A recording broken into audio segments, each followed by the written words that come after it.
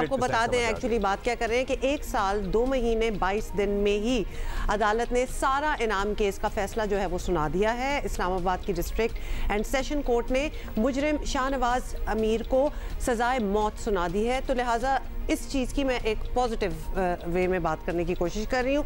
10 लाख जुर्माना भी आयद किया गया है। अदालत ने यह फैसला 9 दिसंबर को महफूज किया था। अदालत ने मुलजिम की वालदा को, जिन पर कत्ल की मावनत का इल्ज़ाम था, बरी कर दिया है और अदालत ने फैसले में लिखा है कि शाहनवाज अमीर ने सारा इनाम को सर पर वजनी डंबल मारकर ज़रबे लगाएंगे। दोबारा से ये रिपीट करना भी कितना मुश्किल लगता है। आती हैं तो आप कांप जाते हैं, लरस जाते हैं। मुजरिम ने ज़ालिमाना और बेरहमाना कत्ल का इर्तिकाब किया। मुजरिम किसी भी रहम का मुस्तहिक नहीं। सारा इनाम के वालिद और वालिदा भी अदालत में मौजूद थे, जो फैसला सुनकर सर्टनली आप दीदा हो गए। क्या कर सकते हैं, बच्ची तो उनकी चली गई। शाहनवाज अमीर ने 22 सितंबर की रात 2022 की हम बात कर रहे हैं, सारा का कत्ल किया था।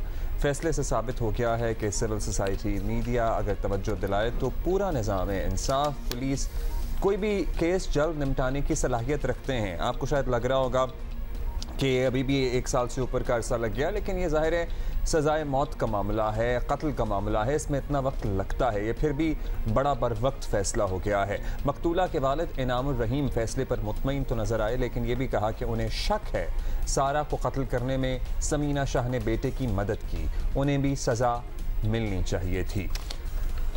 हमारे साथ ही हमारे साथ मौजूद हैं सारा इनाम के वालिद इनामुर रहीम, और इनसे एक दफ़ा हम पहले भी अपने शो में बात कर चुके हैं जब केस उस वक्त चल रहा था। समझ नहीं आ रही बात का आगाज़ किस तरह करें, लेकिन एटलीस्ट आपके एक्सपीरियंस और अब रिलीफ ही होगी डेफिनेटली, उस पर बात कर लेते हैं। बेटी का कत्ल एक बहुत बड़ा सानहा और एक बहुत बड़ा धचका, और फैसला अब जो भी आया हो, आपकी बेटी तो ऑब्वियसली अब नहीं वापस आ सकती। अब उस सारे मामले के बाद इंसाफ के हसूल की एक ऐसी जंग जिसमें अदालत में क्या क्या बात नहीं हुई, मकतूला के किरदार से लेकर जो कि होता है आपकी अपनी बेटी से रिलेशनशिप तक की बात हुई, ये सब भी बहुत तकलीफ दे रहा मरहला आपके लिए। किस तरह आपने बर्दाश्त किया, कैसे डटे रहे, उस डिटर्मिनेशन, उस जज्बे के बारे में बताएं। तो आपका सवाल बहुत ही मुश्किल सवाल है। ये बहुत बड़ा सानिया था हमारे लिए, और सडनली जब हमें मालूम हुआ तो हमारे लिए इंतहाई तकलीफ़ का बायस था, और एक ऐसी चीज़ थी कि हम इमेजिन भी नहीं कर सकते थे। और हमने इस चीज़ को बस अल्लाह ताला ने हमें कुछ हिम्मत दे दी कि हम इस चीज़ को परसू करते रहे। एक किस्म का हमारी ज़िंदगी का मकसद ही यही बन गया। तो अल्लाह का शुक्र है कि आज जज साहब ने जो फ़ैसला दिया वो काफ़ी हद तक बेहतर था, मगर इंशाअल्लाह हम इस चीज़ को हम चाहते हैं कि मज़ीद भी इंसाफ हो और उसकी माँ को भी सज़ा मिले। इनामुर रहमान साहब, यकीनन ज़ाहिर है आपके गम का मदावा, आपके नुकसान का अजाला तो कुछ नहीं हो सकता, इट्स अ लाइफ ट्रांसमिशन। सारा इनाम के वालिद इनामुर रहीम साहब हमारे साथ मौजूद हैं। बहुत शुक्रिया, आपने हमारा इंतज़ार किया। एक्चुअली हम आपसे बात ही कर रहे थे, फिर एक टेक्निकल एरर बीच में आ गया, लेकिन खैर बात ये हो रही थी सर, और ये बताइएगा कि सारा इनाम का कत्ल एक ऐसा वाक़या था जिसने आपको ही नहीं हर एक को हिलाकर रख दिया, पूरे मुल्क को ही जैसे झंझोड़ दिया। बिलाखिर इसका फैसला आ गया है, मुजरिम को सख्त तरीन सज़ा सुनाई दी गई है। आप इस फैसले से मुकम्मल मुतमईन हैं या कुछ तहफ़्फ़ुज़ात अब भी हैं? जी, ये फ़ैसला शाहनवाज की हद तक तो बहुत अच्छा है, और हमें तसल्ली है कि ये उसको सज़ाए मौत मिली है, जो कि उसको मिलना चाहिए था, जिस तरीके से उसने मेरी बेटी को मारा है। मगर कुछ हमें मसाइल उसकी माँ के सिलसिले में लग रहे हैं कि वो कैसे बच गई, क्योंकि ये बात सारी उस रात में हुई थी और रात के पहले पहर में हुई थी। ये 12 बजे से डेफिनेटली रात के पहले हुई है, और वो कैसे सो सकती है, और कैसे उसको मालूम नहीं था कि ये सब कुछ हो रहा है, कि रात के सन्नाटे में, जबकि उनका घर भी एक आइसोलेटेड सी जगह पे है, एक फार्म हाउस है, और रात के सन्नाटे में तो आवाज़ मीलों तक जाती है। तो जब उसने ये जुल्म मेरी बेटी पे कर रहा हो था तो उसने कितना कराई होगी, कितनी चीखें होंगी, तो उसको कैसे सुनाई नहीं दिया। बिल्कुल आपकी बात में वज़न तो है। ये बताइएगा इनाम साहब कि आमतौर पर ये तासर होता है कि पुलिस तफ्तीश शिकायत होती है लोगों को कि पुलिस तफ्तीश ठीक नहीं कर रही है, केस मजबूत नहीं बनाया। खैर ये तो सब कुछ आया था, सब कुछ सामने था, लेकिन साथ साथ सुस्त रफ्तारी की भी शिकायत होती है कि भाई इतना अरसा हो गया, इंसाफ नहीं मिल रहा, विक्टिम के अहल खाना से ताउन नहीं किया जा रहा। आपका अब तक का जो सफ़र रहा है, आप पुलिस के किरदार से मुतमईन हैं? अल्लाह का शुक्र है कि हमारे केस में पुलिस का शुरू से लेकर आखिर तक और लोएस्ट रैंक कांस्टेबल से लेके आईजी साहब तक ने हमारे साथ पूरा ताउन किया और हर मौके पे ताउन किया। और हमारे सारे गवाह जो थे वो पुलिस के लोग ही थे। हमें अपने कोर्ट से भी शिकायत नहीं है, उन्होंने भी भरपूर इस केस को जल्दी से जल्दी करने की कोशिश की, मगर कई वजूहात की वजह से ये कुछ डिले हुआ। कुछ सियासी हैं और कुछ डिफेंस लॉयर की भी ज़रा उनकी पता नहीं किस किस्म की मसरूफियात थी कि वो अक्सर पेशी देर में आते थे या कभी कभी स्किप भी हो जाती थी उनकी पेशी। तो हमें पुलिस से और अदलिया से हम उनकी बहुत तारीफ़ करते हैं और हम उनका शुक्रिया अदा करते हैं कि उनसे हमें सही ताउन मिला। लेकिन अभी सफ़र बाकी है। बिल्कुल सफ़र बाकी है और इनफैक्ट बहुत से लोगों का जो इस केस को फॉलो भी कर रहे थे और आप के लिए और इस केस के लिए बड़ी दुआएं भी थी। ये काफ़ी क्लियर है कि बड़ी अदालतों में ये केस जाएगा, अपीलें होंगी, यानी एक तवील कानूनी जंग जो है अब भी बाकी है। तो इस बार शायद आप पर पीछे हटने का दबाव भी यकीनन होगा, एक प्रेशर होगा।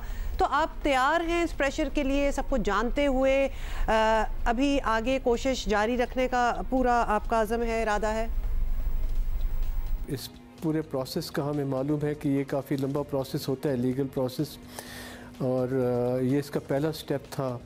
अल्लाह का शुक्र है कि पहला स्टेप कामयाबी से हल हो गया, मगर इसमें भी जो कमी रह गई है उनकी माँ की हद तक, उसको भी हम परसू करेंगे और हमें मालूम है कि वो अपील करेगा और हम उस अपील के सिलसिले में जब तक कि ये फ़ैसला कंप्लीट अपनी हद तक नहीं पहुंच जाता और जब तक ये फ़ैसला इम्प्लीमेंट नहीं हो जाता, हम लोग डेफिनेटली इसके साथ रहेंगे। हम उम्मीद करते हैं कि इसी सिलसिले में नूर मुकद्दम का केस भी एक है जो कि हाई कोर्ट ने भी उसकी सज़ा को न सिर्फ बरकरार रखा बल्कि बढ़ाया, और हमें भी उम्मीद है कि हाई कोर्ट में भी हमारी इस सज़ा को बहाल रखा जाएगा और उसकी माँ की भी सज़ा कंसिडर की जाएगी।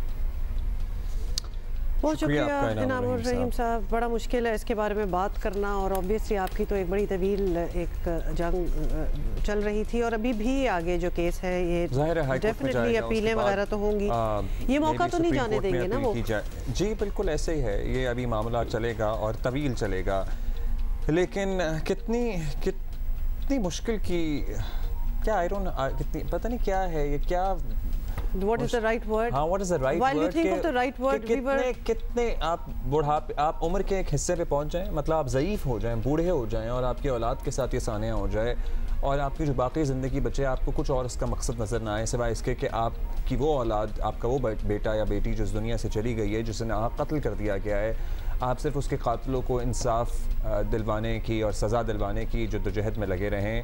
What can be a bigger tragedy than this? It is a tragedy. You are in your retirement, जब आपको लगता है कि बाकी ज़िंदगी के बाद सारे चैलेंजेस जो हैं, जिम्मेदारियां भी पूरी होगी और माशाल्लाह सारा की ज़िंदगी देखते हुए before the tragedy that happened, उससे पहले she was an high achiever और जो उनकी पर्सनालिटी ट्रेट्स थी सारा की, जो उनकी प्रोफेशन था at the top of her game, वो क्रेडिट गोज़ टू यू। तो लिहाजा ये भी पता चलता है ना कि माँ बाप ने कितनी मेहनत की अपने बच्चों पे, सारा पे। दे मस्ट थिंक कि जी हमने बड़ा अच्छा कर लिया अब अपने बच्चों के लिए। हमारे यहाँ एक आम आदमी की ज़िंदगी तो पहले सेटल होने में, नौकरी ढूंढने में, बिजनेस करने में, गाड़ी लेने में, घर बनाने में, शादी होके बच्चे पालने में, बच्चे पाल के मतलब बच्चों को सेटल करने में, तालीम दिलवाने में, बच्चियों की शादियां करने में। उसके बाद बंदा कहता है कि अब तो रिलैक्स होके अब तो पोता पोतियों और नवासा नवासियों से खेलेंगे भाई बस। हाँ, लेकिन ये मौका डेफिनेटली सारा के वालिदैन को नहीं मिला और अभी भी हम साथ तस्वीरें दिखा रहे हैं। I can not get over the fact that she was so full of life, लेकिन एक जजमेंट ऑफ एरर कहीं भी हो सकता है, बिकॉज जिस शख्स से इसने शादी की वो उसके ट्रेड्स का काफी लोगों को पता था, इनको नहीं पता था, क्योंकि ये आई गेस पाकिस्तान में रहती भी नहीं थी, ये बाहर रहती थी। और इंसान बड़ी आसानी से किसी और को धोखा दे भी देता है, बिल्कुल धोखा खा भी जाता है और कभी कभार बिलीव भी नहीं करता और कभी कभार ये भी करता है कि हुआ होगा in the past, you know, अब नहीं होगा या व्हाटएवर इट इज। अच्छा, एक बात जरा बच्चियां हमें सुन रही हैं, अगर कोई रेड फ्लैग आपको नजर आ रहे हैं ना, मतलब आपको नजर आ रहे हैं एक आदमी में टॉक्सिक ट्रेट्स हैं, तो आप प्लीज ये अज्यूम ना करें कि आप बदल देंगी उसे।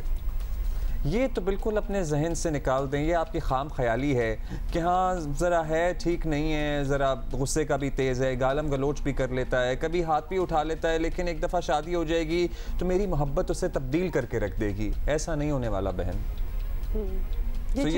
ये लड़कियों को बड़ी खुशफहमी होती है कि पता नहीं हम कोई तब्दील कर देंगे, जादू की छड़ी है और सब कुछ हो जाएगा, ऐसा नहीं। अच्छा, ये प्लीज़ यही वाली कहानी जो है ना, ये लड़कों के माँ बाप के लिए भी है जो सोचते हैं कि हम अपने बच्चे की शादी कर देंगे तो बच्चा ठीक हो जाएगा, सही राह पे आ जाएगा, गुस्सा मैलो हो जाएगा, या जो चीज़ें होती हैं कि जो काम आपसे ना हुआ पूरी ज़िंदगी, आप कैसे समझ सकते हैं कि एक लड़की आएगी कोई जादू की छड़ी लेके तो नहीं आ रही ना कि आपका बच्चा जो है वो संभल जाएगा। एज इट इज़ ये रीज़न जो है, ये वजह जो है बच्चों की शादी के लिए कि ये संभल जाएंगे और ठीक हो जाएंगे, ये इन इटसेल्फ गलत है। तो लिहाजा प्लीज़ सारे अपने आप को पहले ठीक करें, अपनी थेरेपीज कराएं और फिर किसी और को उसमें मुलव्वस करें, वरना ये रिस्पॉन्सिबिलिटी अगले पे डाल देना, this is so wrong, this is unfair, this is wrong, it never works out। और पता है क्या, हमारे यहाँ ना लोग बिला वजह डरते हैं किसी थेरेपिस्ट, साइकेट्रिस्ट, साइकोलॉजिस्ट के पास जाने से। इतने हमारे दोस्त, मैं कहता हूँ यार you know it's okay to seek help. अगर वो कह देगा हम पागल हैं, अबे भाई कोई नहीं डॉक्टर वैसे अगर वो कह देगा कि पागल हैं तो क्या आपको दिल में पता नहीं था कि आप थोड़े से पागल हैं? खैर एनीवे, कोई डॉक्टर ये नहीं कहता, वैसे कभी भी ऐसे नहीं होता। You know just don't be afraid and besides seek help. मतलब किसी तरीके से अगर कोई मैथ का प्रॉब्लम ना आपको सही आ रहा हो, जॉब के लाले पड़े हो या व्हाटएवर, शादी के लिए लोगों की मदद मांग रहे होते हैं, तो ये भी एक चीज़ है, अपने आप को रिफॉर्म करने के लिए मदद लें। अगर आप किसी से मदद मांग लेंगे और ना आपको किसी को लेबल करना चाहिए, सो ये बात भी जहन में रखनी चाहिए। खैर, इस पे आपकी क्या राय है? आप जियो पाकिस्तान टीवी पे हमें लिख के बताइएगा।